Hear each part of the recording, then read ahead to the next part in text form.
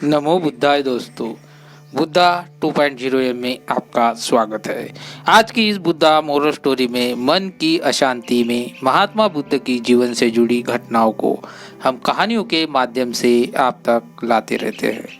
महात्मा बुद्ध की कहानी बेहद अनमोल ज्ञान और शिक्षा से भरी होती है।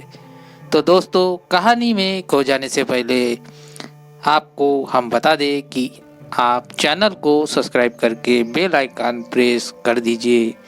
जब बहुत पुराने समय की बात है, एक व्यक्ति अपने जीवन में अध्याय सहित कई जरूरी ज्ञान को प्राप्त करना चाहता था ताकि वह अपने जीवन को अच्छे से समझ सके और किसी भी तरह की स्थिति पर या परिस्थिति उसे विचलित ना कर सके। वह जानता था कि मेरी मदद सिर्फ महात्मा बुद्ध ही कर सकते हैं। उसकी महात्मा बुद्ध से ज्ञान प्राप्ति करने की लालसा बहुत तीव्र हो गई, तो उस तरह खूब सारा अध्याय ज्ञान पाकर अपने जीवन को बेहतर और सुखद बनाने की चाह में वह व्यक्ति महात्मा बुद्ध के पास पहुंचा। उस व्यक्ति ने हाथ जोड़कर बुद्ध से कहा, हे बुद्ध, कृपया आप मुझे अपना शिष्य बना लीजिए। मैं आपसे बहुत सारा ज्ञान सीखना चाहता हूँ जिससे मेरी ज़िंदगी बदल सके और मैं अपनी ज़िंदगी में आगे बढ़ सकूँ, अपनी ज़िंदगी को बेहतर बना सकूँ। बुद्ध ने उस व्यक्ति की तरह देखा और कहा, बेटे, यदि तुम मुझसे शिक्षा ग्रहण करना चाहते हो या मुझसे कुछ सीखना चाहते हो तो तुम आज से 10 दिन बाद मेरे पास आना। वह व्यक्ति 10 दिन बाद लौटकर फिर बुद्ध के पास आया और कहने लगा, हे बुद्ध, 10 दिन पूरे हो चुके हैं, अब आप मुझे शिक्षा दीजिए।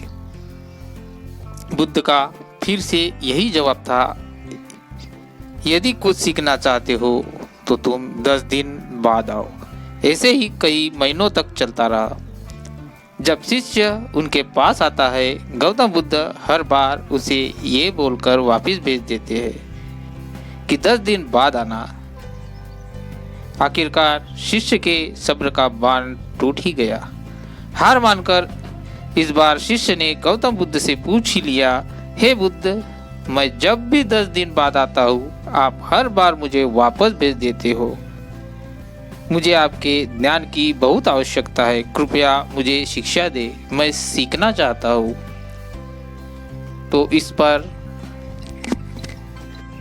बुद्ध ने उस व्यक्ति से कहा, ठीक है पुत्र, पहले जाओ एक गिलास पानी ले आओ। वह व्यक्ति कहे अनुसार एक गिलास पानी ले आया।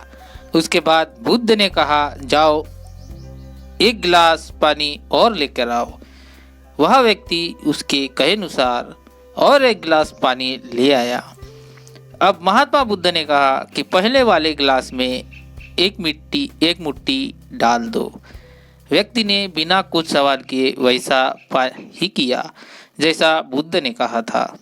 मिट्टी डालते ही पहले गिलास का पानी दूषित हो गया और गंदा हो गया।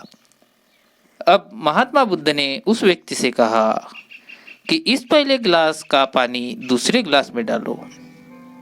इस पर वह व्यक्ति बोला, महाराज, यदि मैंने ऐसा किया तो पहले एक गिलास का पानी न सिर्फ बाहर ही गिर जाएगा और वो व्यर्थ हो जाएगा बल्कि गंदा भी हो जाएगा।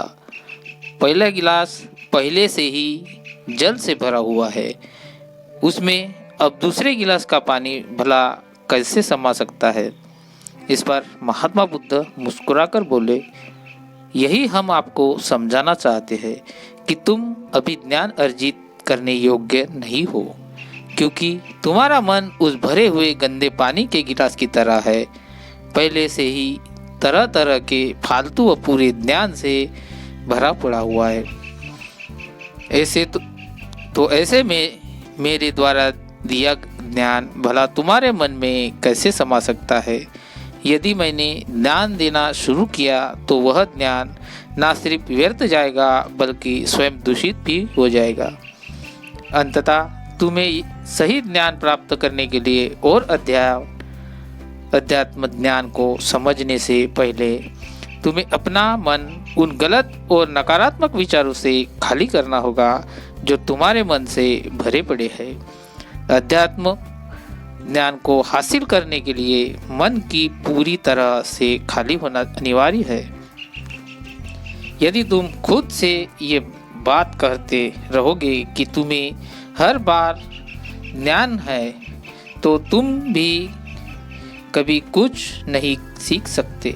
इसलिए पहला गिलास के पानी को तुम खाली करो, तभी तुम दूसरे गिलास का पानी डालोगे तो उसमें समा जाएगा। इसी प्रकार तुम दिमाग को खाली करो, अपने मन के पुराने विचारों को बाहर निकालो।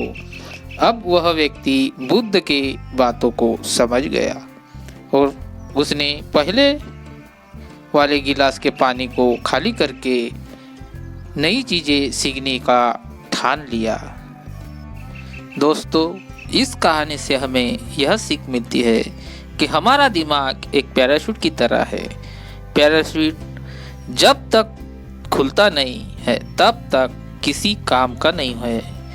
उसी तरह हमारा दिमाग खुलने पर ही काम करता है और कामयाबी की नई नई उड़ानें भरता है। इसलिए आपको दिमाग में जो भी फालतू के विचार है उसे खाली कीजिए, तभी आप अपने जीवन में नई बातों को सीख कर अपने जीवन को बदल सकेंगे।